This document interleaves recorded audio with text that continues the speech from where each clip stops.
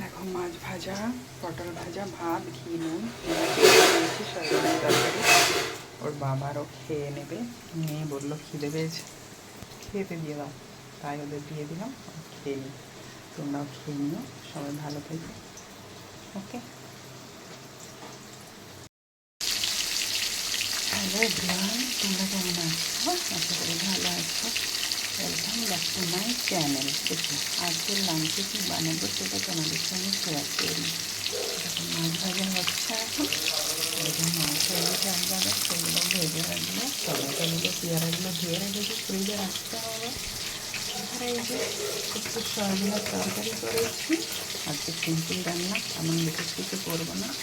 আর এই যে একটু পটল ভাজা করেছি, ভাতও হয়ে গেছে, আজকে গিয়ে খেয়ে নেবো। মাছটা এখন ভাজা হচ্ছে, কিন্তু মাছ ভাজা কী করবো এখনও সেটা ঠিক হয়নি। দেখি মাছ ভাজা দিয়ে একবার খাওয়া তো হয়ে যায়, তারপরে আবার দুপুরের জন্য কী বানানো হয় দেখি। আর না হলে আজকে মাছ ভাজা দিয়ে খেয়ে নেবো, বেশি কিছু খেতেও ভালো লাগছে না। ওয়েদার আজকে মনে হচ্ছে মোটামুটি ভালো, একটু বৃষ্টি হয়েছে সকাল থেকে, তারপরে একটু রোদও হয়েছে, কিন্তু দেখা যাক কতদূর কী হয়।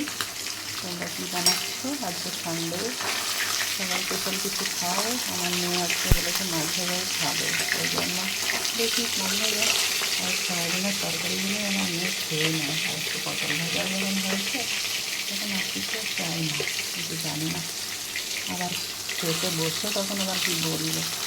দেখি তখন এগুলো কিছু বলে দুপুরে বানাবো, এখন তো এটা দিয়েই খাওয়া হয়ে যায়।